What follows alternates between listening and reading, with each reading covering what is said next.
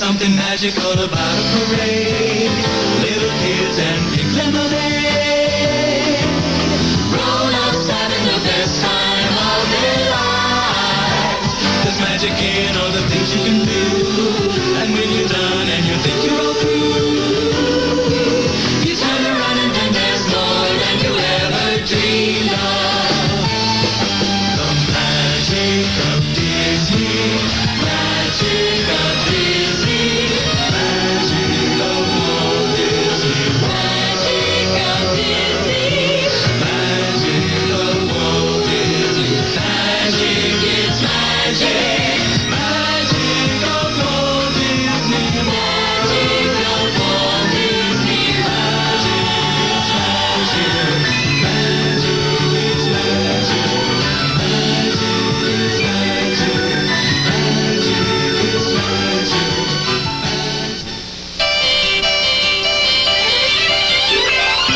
Walt Disney World is a tribute to the philosophy and the life of Walter Elias Disney, and to the talents, the dedication, and the loyalty of the entire Disney organization that made Walt Disney's dream come true. May Walt Disney World bring joy and inspiration and new knowledge to all who come to this happy place. A magic kingdom where the young at heart of all ages can laugh and play and learn together. Dedicated this 25th day of October, 1971.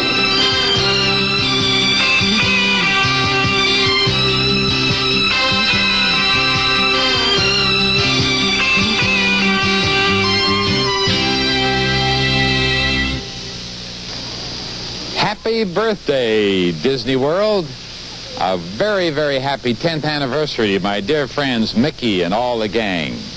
No, I am not a shortstop for the New York Yankees. My name is Mel Torme, and I sing a lot at Disney World, where I like making long stops. So it's a pleasure to be able to wish Disney World a very happy 10th anniversary. On the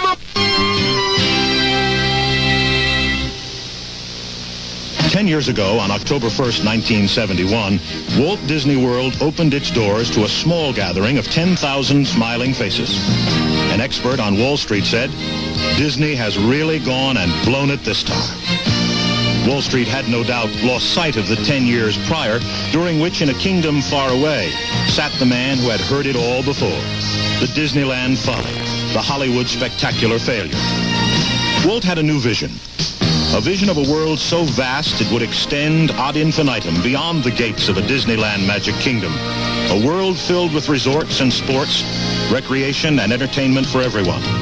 A world that would eventually include a showplace of tomorrow, filled with futuristic concepts and technologies from nations everywhere. A world so vast it would be a complete yet perpetually growing vacation destination, because all the Disney dreams and ideas of a lifetime would be the subjects of its creation. That was Walt's dream, and Central Florida was an integral part of it. As you can see on this map, we have a perfect location in Florida, almost in the very center of the state. In fact, we selected this site because it's so easy for tourists and Florida residents to get here by automobile. Now, in larger scale on this map, our Florida land is located partly in Orange County and Osceola County, between the cities of Orlando and Kissimmee. Kissimmee, Kissimmee. Walt's secret agents couldn't even pronounce the name back in April of 1964. And the boys in Kissimmee didn't cotton to no strangers barging in and buying up their pastures nohow. But the business community in neighboring Orlando would have welcomed those city slickers had they only known. Orlando was a young, growing city with a certain economic base already established in tourism at that time. The community had gone through a slump in their main economic base, which was the Martin Company and related firms in the space program and electronics industry. And so we had been endeavoring to find a gimmick or some type of stimulus that would bring tourist business into the area.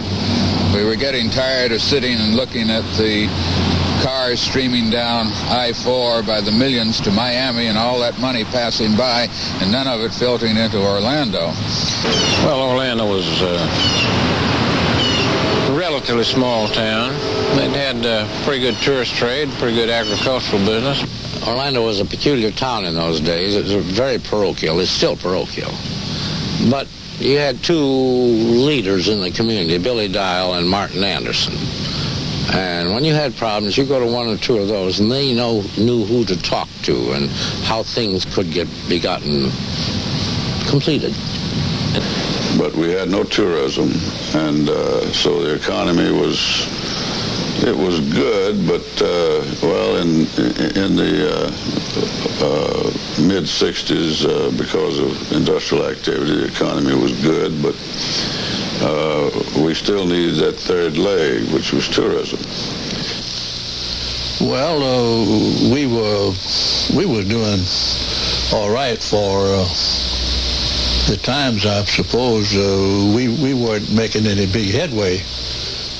The truth is, Florida Cypress Gardens, near the neighboring city of Winter Haven, was at the center of Central Florida tourism and had been since 1936.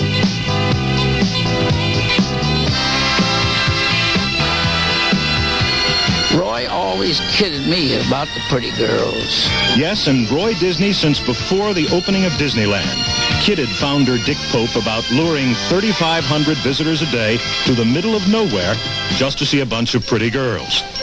But Roy didn't clue his old friend when a mystery industry appeared on the Central Florida horizon.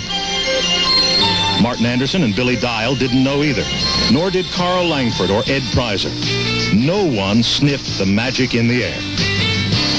Paul Hellowell, an attorney, and Roy Hawkins, a real estate consultant, both from Miami, were buying up huge quantities of swamp acreage in the southwest end of Orlando.